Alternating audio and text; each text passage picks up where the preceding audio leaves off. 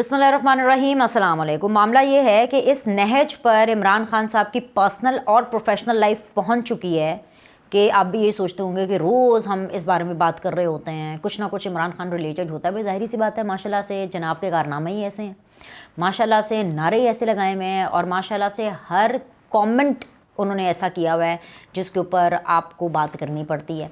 अब मुद्दा ये है कि इमरान खान साहब की जो प्रोफेशनल लाइफ है उसकी तो धज्जियाँ उड़ी गई हैं।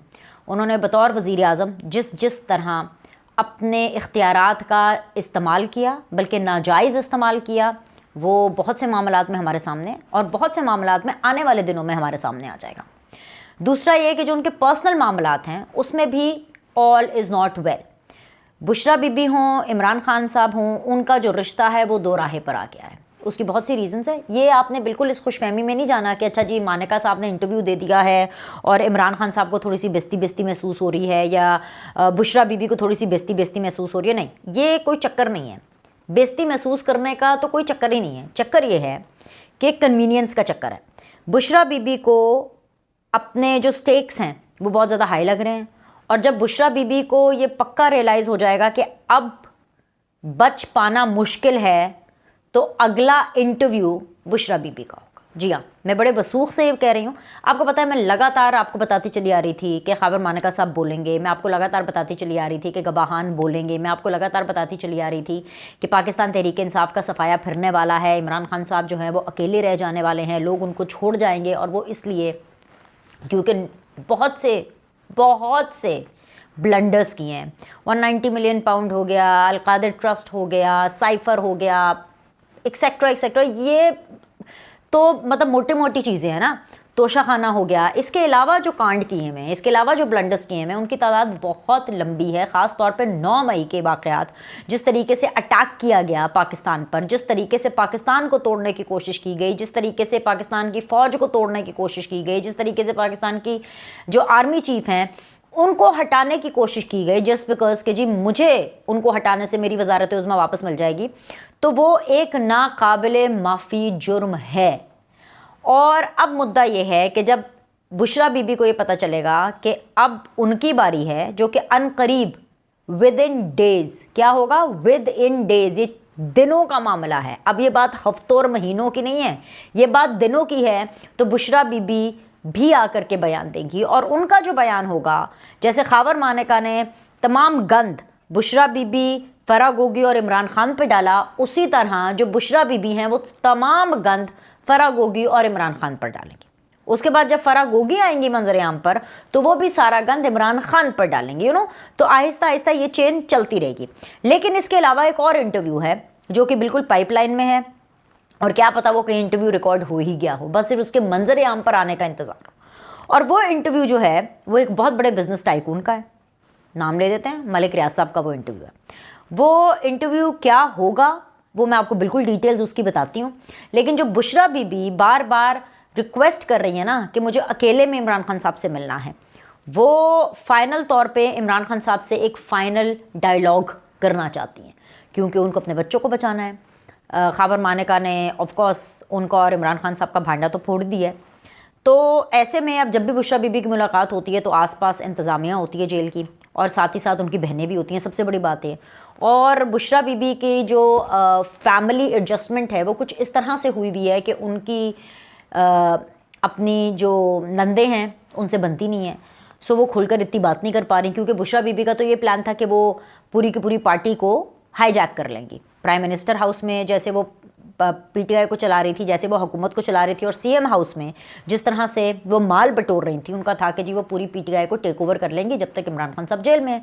अब ये सूरत हाल तो होती हुई दिखाई नहीं दे रही है। उसकी वजह यह है क्योंकि जितने भी पॉलिटिकल शॉट्स हैं वो अलीमा खान जो हैं वो ले रही हैं, और अलीमा खान के बिल्कुल साथ साथ होती हैं मेहरबानो कुरैशी, जो कि शाह महमूद कुरैशी की बेटी हैं।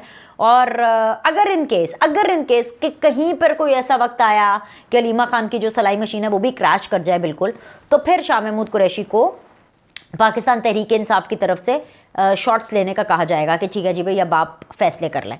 तो मुद्दा ये है कि बुशरा बीबी की जो कन्वीनियंस है ना इमरान खान साहब के अगेंस्ट बोलने में, वो ज़्यादा है, और चुप रहने में या इमरान खान का साथ देने में बुशरा बीबी का नुकसान वड्डा सारा है।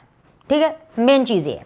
और क्योंकि ये तमाम तर जो मामलात हैं गिव एंड टेक की बेस पर हुए थे। बुशरा बीबी ने अपने पहले शौहर को छोड़ा इसीलिए था क्योंकि उनको था कि जी इमरान खान को वज़ीर आज़म बनाना है। एंड देन लाइक ये एक पूरी एक थेरी है, और ये थेरी मतलब एक प्रैक्टिकल थेरी है, ये कोई एमी हवा में बातें नहीं है, ये कोई अफसाना नहीं है, ये सच्चाई है कि पिंकी और जो गोगी का गैंग है उनके गैंग में किस तरह से वो जो elite and the powerful people हैं उनके इर्द गिर्द ये घूमते थे और किस तरीके से फिर इनको प्लांट किया जाता था, किस तरीके से ये अपने फ़ायदे हासिल करते थे। और अमली सबूत तो इमरान खान के मामले के अंदर हमारे सामने ही है कि भाई एफ ए पास खातून जो है वो पीएम हाउस सीएम हाउस तक चला रही थी। तो भाई इनका जो रिश्ता है वो दोराहे पर है, क्योंकि अभी तक इमरान खान साहब ने अकेले मिलने की ना इनको इजाज़त दी है और ना बुशरा बीबी को अदालत ने इजाज़त दी है कि आप अकेले इमरान खान साहब से मिले। और खाली अदालत की इजाज़त से तो कुछ होगा भी नहीं ना, इमरान खान को भी इस चीज़ के ऊपर कन्विंस होना चाहिए कि हाँ जी मैं अकेले तन्हाई में बुशरा बीबी से मिल सकता हूँ। तो भाई एक तो ये रिश्ता किसी भी टाइम पर टूट गया तड़क करके होने वाला है, ये बिल्कुल होने वाला है। और अब आ जाए मलिक रियाज साहब के इंटरव्यू पे। मलिक रियाज साहब इस टाइम पर जब मैं आपसे वीडियो बना रही हूँ वो मुल्क में तो नहीं है, लेकिन उनके हवाले से साबिर शाकिर साहब हैं वो बड़ी बड़ी ट्वीट्स कर रहे हैं और उन्होंने ट्वीट करके बता दिया कि जी पूरा एक कोई मीडिया हाउस है जो कि वो बनाने वाले हैं और इट्स इन द लॉन्चिंग। और वो मलिक रियाज ऑफ कोर्स कर रहे हैं, उन्होंने नाम तो नहीं लिया, लेकिन हमें पता है कि एक बहुत बड़े एंकर हैं पाकिस्तान के, वो उसको कर रहे हैं। और ये जो ड्राइंग रूम से गुफ्तगू चले मैं आपको एंकर का नाम भी बता देती हूँ, वो एंकर हैं जी कामरान खान साहब, वो इन तमाम चीज़ों को देख रहे हैं। और अब एक डिजिटल प्लेटफॉर्म है पूरा का पूरा जो कि मलिक रियाज जिसको लॉन्च कर रहे हैं, थैंक्स टू साबिर शाकिर साहब, उन्होंने इस चीज़ को बता दी। वैसे मलिक रियाज साहब का मीडिया हाउस का जो एक्सपीरियंस है वो तो बहुत ही बुरा है, क्योंकि आप न्यूज़ के नाम से एक चैनल था जिसको मलिक रियाज ये सारे लोग देख रहे थे और वो बहुत बुरे तरीके से ना सिर्फ फ्लॉप हुआ बल्कि वहाँ से लोगों को निकाला भी गया और बहुत से लोग जो थे वो बेरोज़गार हुए। और ऐसे भी मैं लोगों को जानती हूँ जो अब तक बेरोज़गार हैं। और मतलब it was a terrible experience for those people जो कि आप न्यूज़ से वाबस्ता रहे और फिर उसके बाद बहुत से लोगों को नौकरियां नहीं मिली। सो आई डोंट नो कि वो इस डिजिटल प्लेटफॉर्म को कैसे चलाएंगे। कामरान खान के हवाले से बात हो रही है कि कामरान खान साहब को उन्होंने इसकी ज़िम्मेदारी सौंपी है। तो फिर बहुत से लोग कहते थे कि जी जब बोल आया तो बोल के अंदर भी जैसे शुएब शेख साहब थे, उनके बहुत ज़्यादा पैसा इन्वॉल्व था और वहाँ पर भी बहुत बिगीज़ थे। कामरान खान साहब भी बोल के अंदर थे, लेकिन उस तरीके से फिर बोल चल नहीं सका था। तो मुझे ये नहीं पता कि इस डिजिटल प्लेटफॉर्म का क्या फ्यूचर होगा, क्योंकि मुझे तो एक्सपीरियंस अगर मैं देखूं ट्रैक रिकॉर्ड मलिक रियाज साहब का, तो मुझे तो इतना कोई ख़ास फ्यूचर लग नहीं रहा है उस डिजिटल प्लेटफॉर्म का। लेकिन एक चीज़ है कि जो मलिक रियाज साहब का इंटरव्यू होगा ना, उसके ऊपर मलिक रियाज साहब का फ्यूचर बेस करता है, क्योंकि एक बिजनेसमैन और मलिक रियाज साहब की जो जान है वो जिस तोते में है वो उनका बिजनेस है, वो उनकी प्रॉपर्टी है, वो उनका एक बिज़नेस टाइकून होना, एक प्रॉपर्टी टाइकून होना जाना जाता है। क्योंकि मलिक रियाज को पाकिस्तान की रियासत के ऐसे ऐसे राज पता हैं जो शायद किसी को भी नहीं पता। और सबसे बड़ी बात यह कि इमरान खान साहब से रिलेटेड उनको ऐसे ऐसे राज पता हैं कि जब वो इंटरव्यू मंजर आम पर आना है तो इमरान खान साहब की गुब्बारे में से जो फूंक है वो निकल जानी है, हवा ऐसी निकलनी है कि आप दोबारा उस गुब्बारे में हवा नहीं भर पाएंगे। जो मलिक रियाज साहब हैं वो अलकादर ट्रस्ट के ऊपर 190 मिलियन पाउंड के ऊपर सबके ऊपर खुल करके बात करने वाले हैं और यही अंडरस्टैंडिंग हुई है। वैसे तो खैर मलिक रियाज साहब ने बहुत हद तक कोशिश की है कि उनको किसी तरह मंजर आम पर ना आना पड़े और इसके अंदर वो खुल करके पार्टी ना बने, और वो इसीलिए कभी नवाज शरीफ साहब से भी मिले, बहुत उन्होंने सिफारिशें भी डाली हैं, फ़ौज तक भी उन्होंने बहुत सी रसाइयाँ करने की कोशिश की हैं। लेकिन अब जाहिर सी बात है जैसे उनके मामला चल रहे हैं, अब ये पता चल रहा है और वो ख़ुद बता रहे हैं कि हाई जी मलिक रियाज के पास पैसे ख़त्म हो गए, बहरिया टाउन दिवालिया हो गया, उनके पास कुछ नहीं बचा है। तो अब जब यहाँ तक बात पहुँचेगी, और ये किसी ने भी नहीं सोचा था कि मलिक रियाज के साथ ऐसा होगा, लेकिन अगर यहाँ तक बात पहुँच गई है तो अपने सर्वाइवल के लिए, क्योंकि येट अगेन कन्वीनियंस के रिश्ते हैं ये रिश्ते, कोई इज़्ज़त मोहब्बत उसके ऊपर बेस, प्योर इमोशंस के ऊपर तो बेस नहीं करते ये रिश्ते, तो गिव एंड टेक पे बेस करते हैं, फ़ायदे और नुकसान पे बेस करते हैं।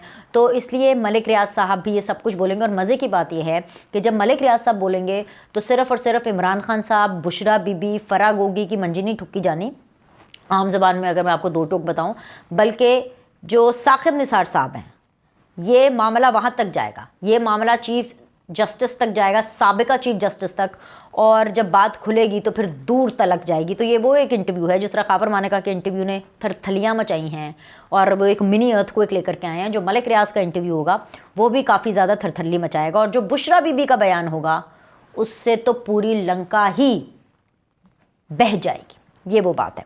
इसके अलावा जी हाँ, इंटरेस्टिंग चीज़ में ये है कि हालात पीटीआई वालों के देखें ये है लेकिन इनको अपनी सोशल मीडिया के ऊपर हाजिरी लगाने से फुर्सत नहीं मिल रही। एक ट्वीट मेरी नज़र से गुजरी पाकिस्तान तहरीक इंसाफ के ऑफिशियल अकाउंट से, और मैं देख करके हैरान हो गई कि ये मेंढकी को भी ज़ुकाम हो गया है। मतलब आप पीटीआई वाले अपने हालात देखें, उन्होंने जी 5 एंकर्स के ख़िलाफ़ अपना महाज खोल लिया। वो 5 एंकर्स जो है पाकिस्तान के मायानाज एंकर्स हैं, ठीक है। और मैं आपको बता देती हूँ 5 एंकर्स कौन है। लिखा हुआ है जी, remember these faces, they represent the worst of journalism. Saleem Safi साहब हैं, कामरान शाहिद हैं, शाहजेब खानज़ादा हैं, आदिल शाहजेब हैं और मुनीफ फ़ारूक हैं। अब इन पांचों को इसलिए बुरा एंकर बता रहे हैं, वर्स्ट ऑफ जर्नलिज्म बता रहे हैं, क्योंकि इन पांचों ने उन लोगों के इंटरव्यूज़ किए जिन्होंने इमरान खान को छोड़ दिया। तो मैं तो उनको याद कराना चाहूँगी कि इमरान खान साहब को तो शाहजेब खानज़ादा तब बड़े अच्छे लगते थे जब शाहजेब एक्सप्रेस में होते थे, और इमरान खान जो है उस टाइम पर जलसों में खड़े होकर के, धरनों में खड़े होकर के ये बातें करते थे, अरे शाहजेब मैं तो तुम्हें कहता हूँ तुम भी इधर स्टेज पर आ जाओ। हाँ, तब तो इमरान खान साहब को शाहजेब खानज़ादा बहुत अच्छे लगते थे। तब इमरान खान साहब को जो है कामरान शाहिद हों या ये इनके आदिल शाहजेब हों या सलीम साफ़ी हों, तब तो इनको बहुत अच्छे लगते थे जब ये पीटीआई के हवाले से कोई बात चलाते थे। जैसे अभी रिसेंटली जियो की अगर मैं बात करूं तो जियो पर एक इंटरव्यू शेख रशीद का चला, एक इंटरव्यू जो है ये इनका चला खावर मानेका का, एक इंटरव्यू जुल्फी बुखारी ने शहजाद इकबाल साहब को भी दिया। शहजाद इकबाल भी जियो पर ही काम करते हैं, लेकिन क्योंकि उसमें जुल्फी बुखारी ने ये नहीं बोला था उस इंटरव्यू में कि जी मैं छोड़ के जा रहा हूँ, तो इसलिए उन्होंने उस शहजाद इकबाल को टारगेट नहीं करेंगे और उसके ऊपर जियो को टारगेट नहीं करेंगे, क्योंकि जी ये हमारी तरफ की बात कर रहा है। तो मुद्दा ये है कि मीठा मीठा हपअप, कड़वा कड़वा थू थू। इनमें एंकर्स का क्या कसूर है? आप अपनी पार्टी को, आप अपनी टीम को, आप अपने घर को, आप अपने प्रोफेशन को इकट्ठे नहीं रख पा रहे हैं, तो आप एंकर्स पे, मीडिया हाउसेस के ऊपर क्यों तबर्रा पड़ रहे हैं? इनका शुरू से ये वतीरा है, ज़रा सी कोई बात हो गई मैं जियो का बॉयकॉट करता हूँ। और ये इसी तरह के सियासतदान हैं, और ये इमरान खान जैसे ही सोच के लोग हैं जो कि मीडिया में डिवाइड क्रिएट करते हैं। ARY और जियो का फड्डा क्या है? ARY और जियो का यही फड्डा है ना, आपस में कंपटीशन है, और यही फड्डा है कि जी ये पार्टी इसकी तरफ ज़्यादा टिल्ट करती है, ये पार्टी उसकी तरफ ज़्यादा टिल्ट करती है। इमरान खान ज़्यादा ARY के ऊपर टिल्ट करते हैं, और जब ARY के ऊपर मुश्किल आई तब तो इमरान खान साहब ने ARY का भी साथ नहीं दिया। ठीक है, सो मामला ये है कि ये जो लिस्ट है ना अभी 5 एंकर्स की, कोई फ़र्क नहीं पड़ने वाला। ना शाहजेब को कोई फ़र्क पड़ेगा, ना मुनीब को कोई फ़र्क पड़ेगा, ना सलीम साफ़ी को कोई फ़र्क पड़ेगा, ना कामरान शाहिद को कोई फ़र्क पड़ेगा। इनको कोई फ़र्क नहीं पड़ने वाला। पीटीआई इनके बारे में जो चाहे मर्जी बातें करे। नजम सेठी साहब को फ़र्क पड़ा था जब 35 पंचर का इल्ज़ाम लगाया था इमरान खान ने उनके ऊपर, कोई फ़र्क नहीं पड़ा। उल्टा जब अदालत में गए तो इमरान खान साहब माफ़ी मांग करके आए थे कि हाँ वो तो मेरा एक पॉलिटिकल स्टंट था, माफ़ी मांग करके आए थे कि मेरे पास ऐसे कोई सबूत नहीं है, ये तो ऐसे मतलब पॉलिटिकली मैंने एक बात कर दी थी।